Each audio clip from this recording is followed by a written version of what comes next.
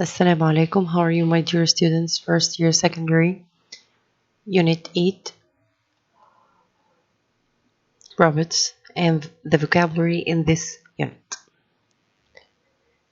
Before reading, I want to ask you, what things would it be difficult to live without? يعني for yourself. What things you imagine it would be difficult to live without? ايه الحاجات اللي في حياتنا ما نقدرش نستغنى عنها؟ ممكن نقول مثلا the internet, smartphones, computers, planes. كل دي حاجات ايه it's very important. وده تقريبا التوبيك بتاع unit 8. طيب the word inventions. Do you know inventions? What does it mean? Inventions, useful machines, tools, instruments that have been invented. يبقى لما أقول كلمة inventions اللي هي اختراعات معناها useful machines أو tools أو instruments اللي هي someone has invented them. طيب brainstorm your ideas and tell me like what? Inventions like what? Like hybrid vehicles. Hybrid vehicles.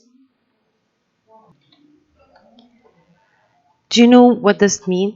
تقريبا ممكن تكونوا أول مرة تشوفوا الكلمة دي. دي معناها vehicle that has a both petrol or diesel engine and an electric motor. يعني like this. اللي هي cars like this. What does it mean? اللي هي vehicle that has both a petrol or diesel engine and an electric motor. يعني بتشتغل على البترول أو الديزل، على الوقود أو الديزل، وكمان فيها موتور كهربائي. اوكي اسمها ايه بقى؟ hybrid vehicle. تمام. inventions like what?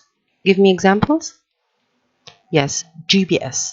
اكيد كلنا عارفين GPS اللي هو global positioning system. GPS global positioning system اللي هو جهاز الملاحة. جهاز الملاحة اللي بيبقى في السيارة او على التليفون اللي بحدد منه اللوكيشن، بحدد منه الموقع. what else? the internet. الانترنت كمان ايه؟ invention اختراع. الانترنت اللي هو يعني لو if you need help with your school work أو any kind of work يبقى ده the most useful invention for you. more inventions. robots. robots. a machine that's controlled by a computer. a machine that's controlled by a computer. يبقى أنا عندي كلمة robot is a machine that's controlled by a computer. ممكن نقول electric lights اللي هي المصابيح الكهربائية. يبقى دي inventions like GPS, hybrid vehicles, robots, the internet and electric lights. طبعا في more and more inventions. دي examples بس ليها. اوكي وكده يبقى احنا عرفنا الموضوع اليونت unit 7 اللي هي robots. نشوف بقى الفوكابولري اللي المفروض مطالبين ان احنا ندرسها كويس من خلال الريدنج تكست اللي موجود عندنا في الستودنتس بوك. يعني الجمل دي موجودة من الريدنج تكست في الستودنتس بوك. read. The internet is the best invention that we have today. It's really useful if you need to find out something for a school project, for example. يبقى the internet وinvention وfind out. يبقى دي الوردز اللي لازم ندرسها كويس. قلنا الانترنت اللي هو for example the most useful invention if you need help with your school work أو any kind of work. وinvention زي ما قدمناها من شوية اللي هو a useful machine, tool or instrument اللي هو اختراع. find out to know something or learn something that you didn't know before. to know something that you didn't know before. طيب you can buy anything you want online with a click of a button. you can buy anything you want online. واخد بالي من كلمة online.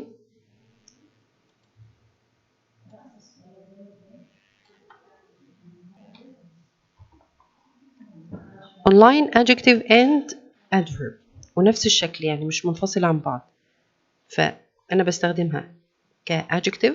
يعني مثلا She had an online course. يبقى هنا adjective. طيب adverb. You can buy anything you want online. أو زي هنا you can buy anything you want online with a click of a button. هنا adverb. Okay. طيب with a click of a button. احنا أخدنا click قبل كده بس كverb. هنا كnoun. هي بتمشي الاتنين. Click a verb and a noun. You can buy anything you want online with a click of. يعني بضغطة على الزر. طيب كلمة click كnoun. What does mean? The action of pressing a button on a computer mouse. The action of pressing a button on a computer mouse.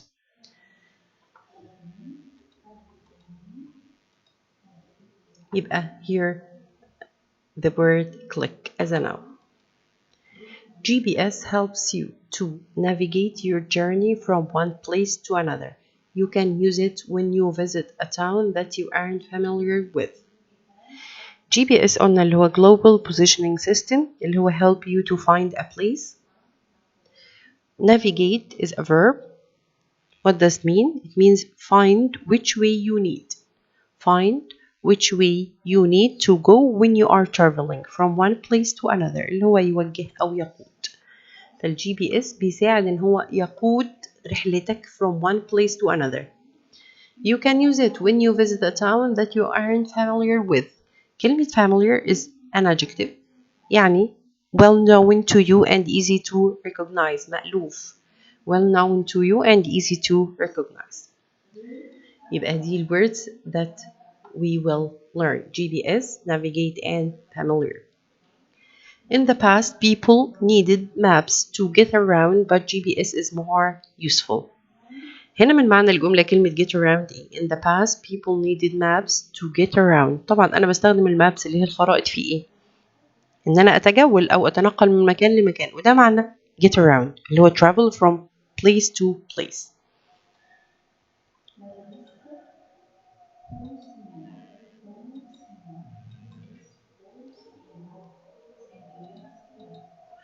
Most cars, buses, and other vehicles need petrol, but petrol is becoming more expensive.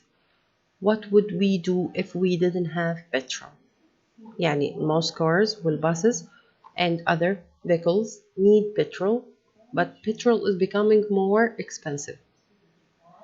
What would we do if we didn't have petrol? Fortunately, لحسن الحظ, we now have. يبقى حل مشكلة إيه لو البترول ما بقاش موجود. We now have, yes, hybrid vehicles. Hybrid vehicles زي ما قلنا من شوية دي نوع من المركبات بتمشي على الوقود والكهرباء الاتنين. Hybrid vehicles use both petrol and electricity to drive the engine. Okay? Robots can do some of the things that people can do, like cleaning. Robots can do some of the things that people can do, like cleaning. On a robot is a machine that's controlled by a computer. Robot is a machine that's controlled by a computer.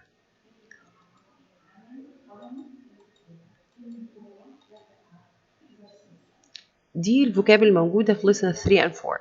يعني اللي قريناه قبل كده 1 and 2 and 3 and 4. If you use a language app, for example, you can do quizzes about new words to help you remember them. درسنا كلمة app قبل كده في الفيرست term وقلنا معناها ايه. A software on your smartphone اللي هو electronic program. قلنا قبل كده اللي هو a program which is designed to do a specific purpose. يعني هو معمول عشان هدف معين اللي هو قلنا software on your smartphone. طبعا كلنا عارفين الابس اللي موجودة على التليفون الابليكيشنز تطبيقات. طيب you can do quizzes. طبعا عارفين كلمة quiz اللي هي اختبار قصير اللي هو questions to find out how much you know. Questions to find out how much you know about new words to help you remember them. And there are apps that give you feedback on your writing so you can do it better next time. Feedback, it means information about how well or badly you did something. يبقى كلمة feedback كnoun means information about how well or badly you did something اللي هي الكومنتس التعليقات أو التغذية الاسترجاعية أو رأي حد في حاجة. يبقى quiz feedback. For me, the best thing about using technology to learn is that you can chat to people from all over the world online. يبقى for me, the best thing about using technology to learn is that you can chat. What does it mean? Chat, to communicate with other people online. Chat means to communicate with other people online اللي هو يدردش. طبعا عارفينها. Some people think that if apps and translation software continue to improve over the next 10 to 20 years, language lessons will become a thing of the past. كلمة translation, what does it mean? طبعا عارفينها اللي هي ترجمة words changed into another language. Words changed into another language. طيب نشوف بقى الفوكاب اللي احنا طلعناها من قطعة reading دي ونبدأ explain one by one. The first one. لو قلنا the action of pressing a button on a computer mouse. The action of pressing a button on a computer mouse. What does it mean? Yes, you are right. It's click as a noun. Click. Click as a noun. طيب ده click كnoun ممكن تيجي click verb. يعني ممكن أشوفها verb وأشوفها noun. طيب نشوف example لو هي verb. Read this sentence. بيقول look if you click on this picture you can see all about the topic. يبقى هنا كverb. طيب لو أنا عايزة أستخدمها كnoun زي ما قلنا في المثال اللي فات قلنا you can buy anything you want online with a click of a button. تمام؟ طيب the second word that we have today. لو قلنا well known to you and easy to recognize. Well known to you and easy to recognize. What does it mean? Yes, it's familiar. What is it? It's familiar. طيب what part of speech is it? Yes, it's an adjective. It's an adjective. يبقى familiar is an adjective. Well known to you and easy to recognize. طيب نشوف ال derivatives اللي موجودة فيها. ايه الحاجات اللي ممكن اشتقها من كلمة familiar؟ عندي familiarity كnoun. طيب معناها ايه؟ معرفة أو دراية بشيء. طيب السينونيم of familiar يعني نفس المعنى أقول common or usual. طيب الانتونيم of familiar yes it's uncommon. يبقى الانتونيم is uncommon or unusual. يبقى ده noun وهنا synonym common or usual و uncommon or unusual اللي هي الانتونيم of familiar. طيب in a sentence لما يقول لي use familiar in a sentence. Are you familiar with this new electric car? Are you familiar with this new electric car?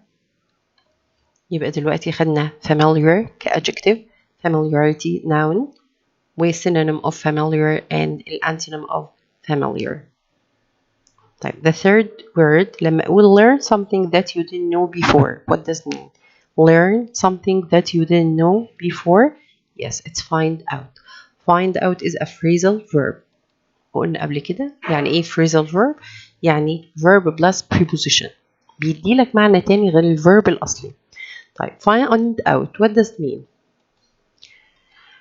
زي ما قلنا it means learn something that you didn't know before اللي هو discover اللي هو اكتشف شيء. طيب in a sentence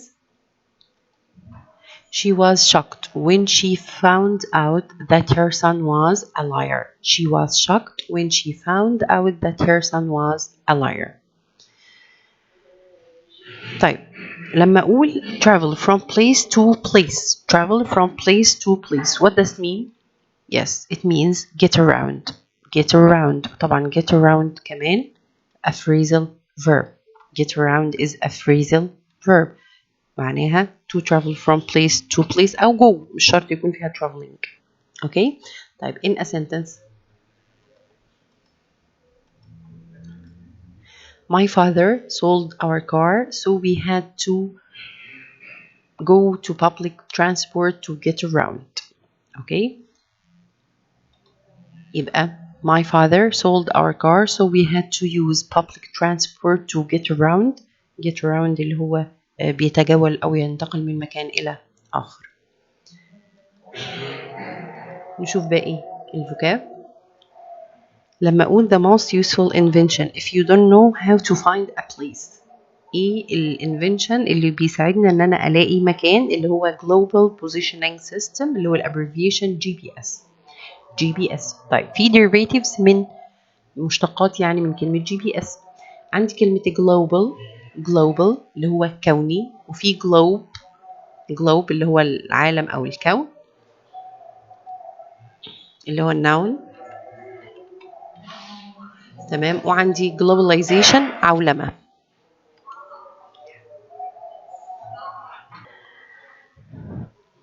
طيب in a sentence.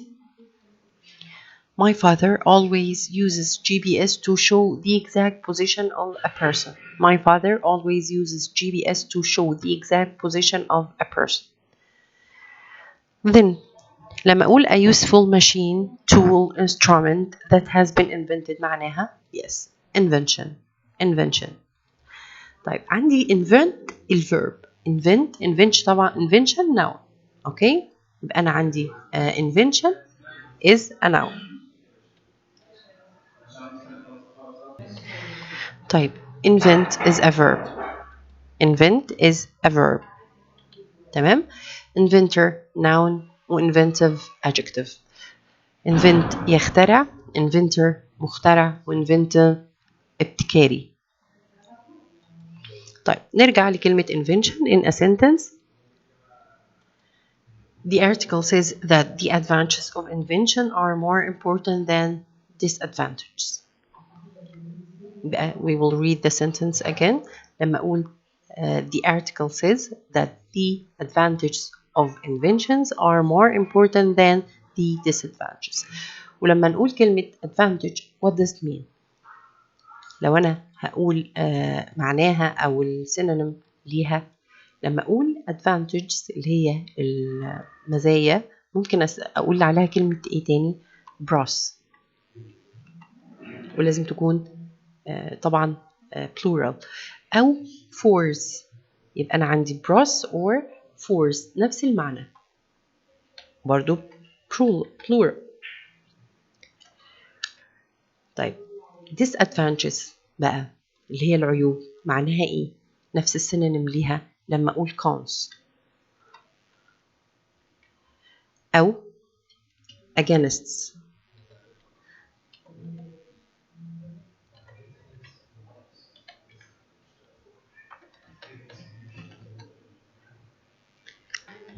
تمام. يبقى أنا عندي advantages اللي هي pros force disadvantages اللي هي against or cons. تمام.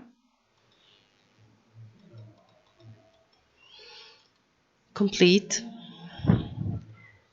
لما أقول find which way you need to go when you are traveling from one place to another. find which way you need to go when you are traveling from one place to another اللي هي يوجه أو يقود. yes navigate and navigate is a verb.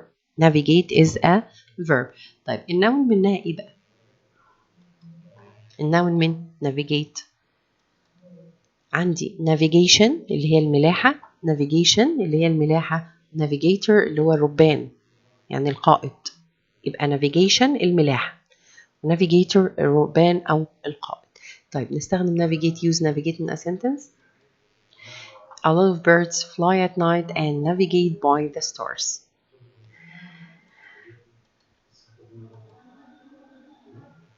طيب لما أقول a machine that is controlled by a computer. a machine that is controlled by a computer yes it's a robot. يبقى robot is a noun. تمام. طيب use in a sentence. We have had robots for a long time, but today robots can do a lot more things than robots could do in the past. يعني احنا كان عندنا robots بس robots now can do a lot more things than robots could do in the past. طيب لما أقول the most useful invention if you need help with your work اللي هو بيساعدك للبحث، طبعا كلنا عارفين the internet، و the internet is of course it's a noun. طيب in a sentence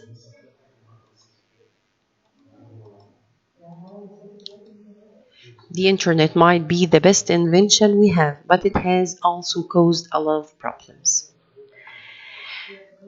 طيب لما أقول a machine that with an engine that is used to take people or things from one place to another such as a car, bus or truck. It's yes vehicle. Vehicle is a noun. A vehicle is a noun اللي هي المركبة. يبقى أي نوع من السيارة زي buses مثلا أو cars أو trucks يبقى vehicle. طيب in a sentence the vehicle was sent skidding across the road. طيب لما بقول بقى a vehicle that has both petrol أو ديزل يعني and electric motor الاتنين يبقى yes it's hybrid vehicle in a sentence. What would we do if we didn't have petrol? Fortunately we now have hybrid vehicles. طيب نروح للفوكاب اللي موجودة في lesson 3 and 4. لما أقول questions to find out how much you know. Questions to find out how much you know اللي هو التست. Yes, it's quiz. Quiz is a noun. طيب in a sentence. After reading a text, students take a short reading comprehension quiz. Okay. طيب لما أقول words changed into another language. What does mean? Words changed into another language. Yes, it's translation. It's a noun. طيب derivatives لما أقول translate is a verb. Translate verb in a sentence.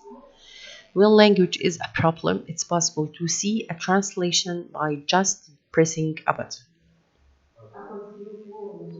طيب لما أقول software on your smartphone. Software a specific program to do specific function. يعني تطبيق معين معمول عشان يعمل حاجة معينة. Yes, it's an app or application. طيب derivatives منها لما أقول apply is the verb يطبق apply يطبق application تطبيق أو استمارة تأتي. طيب in a sentence students can download an app and an online communication. Students can download an app and start an online communication. طيب لما أقول information about how well or badly you did something. Information about how well or badly you did something اللي هي estimation أو evaluation. Yes, it's feedback. وفيدباك هنا إيه؟ noun. طيب في feedback يعني feedback هنا عندي noun فقلنا معناها evaluation أو information about how bad or how badly or how well you did something دي noun. طيب وفيدباك كمان بتيجي كverb يعني أنا ممكن أستخدم فيدباك كverb. طيب بيبقى معناها إيه؟ فيدباك كverb لما أقول provide informational feedback. provide informational feedback اللي هو يقيم. أوكي؟ و evaluation ده synonym feedback كnoun synonym evaluation نفس المعنى أو estimation. طيب in a sentence we need both positive and negative feedback from our customers. يعني إحنا عايزين comments سواء positive أو negative. عندي the last word that we have in this lesson اللي هي to communicate with other people online اللي هي chat. والchat كمان بتيجي كverb و كnoun. فchat كverb اللي هي هنا chat كverb قلنا معناها what does it mean? It means to communicate with other people online اللي هو يدردش. طيب لو هي noun بيبقى معناها ايه؟ informal conversation. informal conversation يعني حوار غير رسمي. اوكي طيب in a sentence they start an online chat طبعا هنا كnoun with their new teacher in a few minutes. تمام، ده الفوكاب، معظم الفوكاب او كلها تقريبا المهمه اللي لازم نبقى عارفينها كويس. دي الكي vocabulary، يعني اهم vocabulary جايه في الستودنتس بوك and work book. طيب time for exercise. Choose the 2 correct answers out of the 5 options given. يعني انا عندي سؤال ب5 اختيارات. I'll choose 2. Read the sentence first and read the 5 options carefully. Mouse courses over so you can understand the progress you make.